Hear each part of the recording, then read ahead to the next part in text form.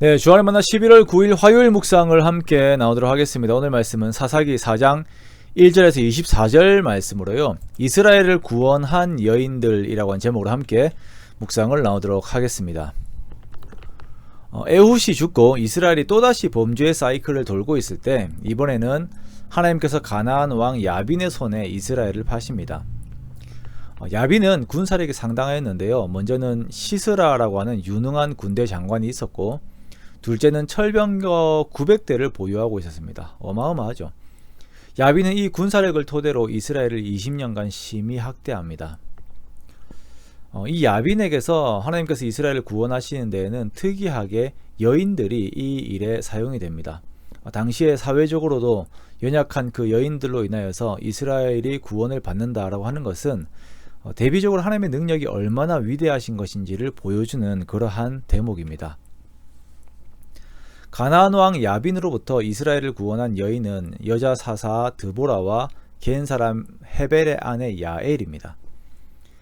유다 사회에서는 여인들의 지위는 드러낼 만한 것들이 아니었습니다. 룻기의 룻에 대해서도 그렇고, 여인들을 통하여 역사하신 하나님은 앞에서도 말씀드린 것처럼 대비적으로 그분의 크신 능력을 드러낼 때 사용하시는 방법이었습니다.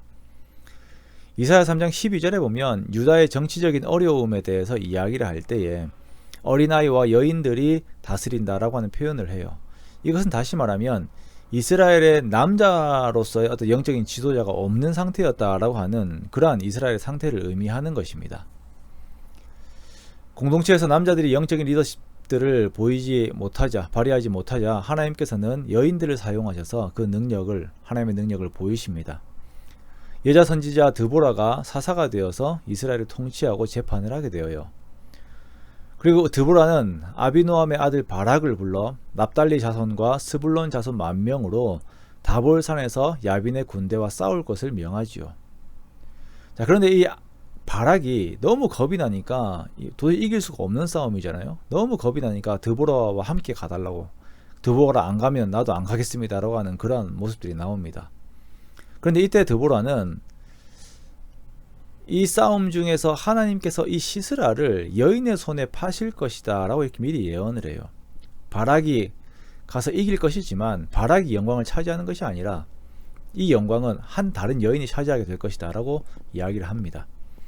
시스라는 자랑하는 철병거 900대와 백성들, 모든 백성들을 데리고 이스라엘을 맞이해서 전쟁을 하려고 해요. 그러나 하나님께서 친히 그 전쟁에 참여하셔서 시스라와 그의 모든 병거와 그의 온 군대를 칼날로 혼란에 빠지게 하십니다. 그리하여 결국 시스라는 병거에서 내려서 걸어서 도망을 가요. 다른 군사들은 한 사람도 남은 자가 없이 다 죽게 됩니다. 시스라는 도망하여 겐 사람 헤벨의 장막으로 들어가게 됩니다. 이들은 그 모세의 장인 호밥의 자손인데요, 그 성경에 보면 모세의 장인의 족속들은 항상 이스라엘을 도와요. 역사적으로 보면 뜻밖의 도움들을 줘가지고 이스라엘을 이롭게 합니다. 시스라가 도망하여 헤벨의 아내 야엘의 장막으로 숨는데, 야엘이 이제 물을 달라라고 하는 시스라에게 이불과 우유를 제공을 하고, 지쳐 잠이 든 시스라의 관자놀이에 말뚝을 박아버려가지고 죽게 만들어요. 정말 세상적으로 보았을 때 말도 안 되는 엔딩이죠. 철병거 900대를 소유한 거대 국가의 군대 장관이 전쟁에 패해서 도망가다가 여인의 손에 죽습니다.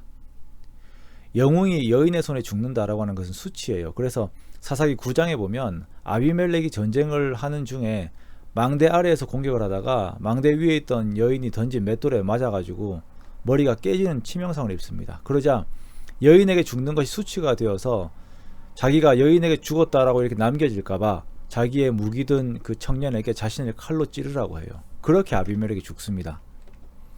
시스라가 이렇게 죽었다라고 하는 것은 이스라엘을 향한 하나님의 메시지예요.